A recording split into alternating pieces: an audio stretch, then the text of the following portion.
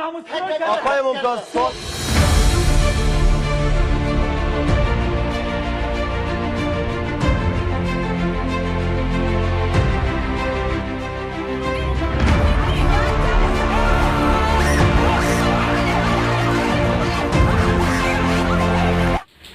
नमस्कार, इन खबर में आपका स्वागत है।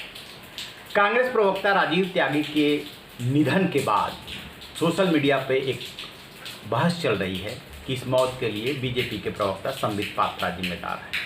वो बहस अपनी जगह पे है, जिम्मेदार हैं कि नहीं है ये आप बहस दे करके खुद तय कीजिए। लेकिन मैं दूसरा सवाल उठा रहा हूँ। ये सवाल उससे बड़ा है, इसका फलक विस्तृत है कि टीवी डिबेट में ये जहरीली डिबेट कब रुकेगी, कब तक हम उत्तेजित करके टीआरपी की रेस को जीतते रहेंगे। क्या वक्त नहीं आ गया है कि इस पे बात होनी चाहिए कि उत्तेजनात्मक माहौल बनाना, वैसा ही इशू चुनना और प्रवक्ताओं को और जो भी डिबेट में बैठे हुए एक्सपर्ट्स हैं उनको उसी हिसाब से एक उत्तेजित करके एक स्टेज तक ले जाना ताकि आक्रामकता दिखे और फिर जो है टीआरपी के रेस में हम जीत जाएं। क्या ऐसा करते समय कुछ सामने वालों के साथ हम अन्याय कर रहे होते हैं?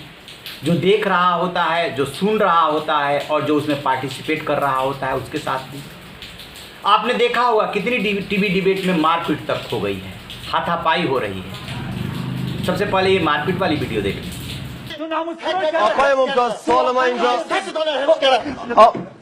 Akoya yani çiğ.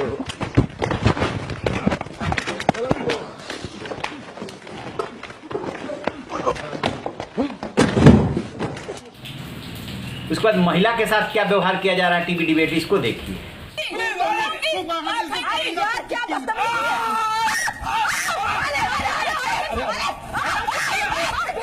इसके बाद खुद जिस राजीव त्यागी की मौत के बाद हम बहस कर रहे हैं कि अब ये रुकना चाहिए, उस राजीव त्यागी की भी एक डिबेट में कैसे बात हो रही है, हॉट टॉक हो रही है, वो भी देख लीजिए।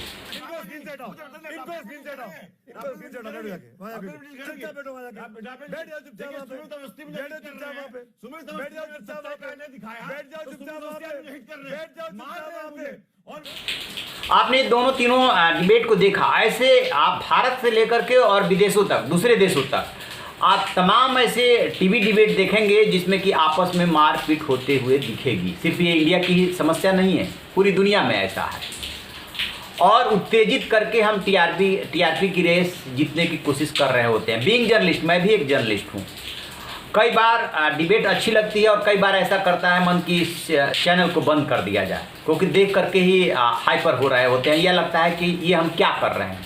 तो वही सवाल है कि आखिरकार हम क्या कर रहे हैं, इसे क्या हासिल करना चाहते हैं। सामने वाले को भी ठीक नहीं लग रहा है, देखने सुनने वाले को, जो पार्टिसिपेट कर रहे हैं हो सकता है कि उनको थोड़ी देर के लिए ठीक लग रहा हो, लेकिन हम अपनी शालीन तरीके से भी तो हम अपनी बात रख सकते हैं, मर्यादित तरीके से भी तो हम अपनी बात रख सकते हैं। क्या पहले बहस नहीं होती थी? क्या संसद में बहस नहीं होती है या विधानसभा में बहस नहीं होती है? हालांकि विधानसभा और संसद में भी हाथापाई होती है, उसको भी जायज़ नहीं ठहराया जा सकता। लेकिन इस मौत के बाद अब वक्त आ गया है कि इस पर गंभीरता से मंथन होना चाहिए, गाइडलाइंस बननी चाहिए कि ये जहरीली डिबेट, ये उत्तेजनात्मक माहौल बना करके और जो है टीआरपी हासिल करने की रेस, ये खत्म होनी चाहिए। अदरवाइज ये न जाने कितने लोगों की जान लेगी।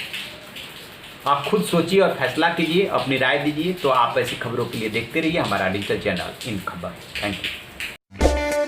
इन खबर चैनल को सब्सक्राइब करें और बेल आइकन दबाना ना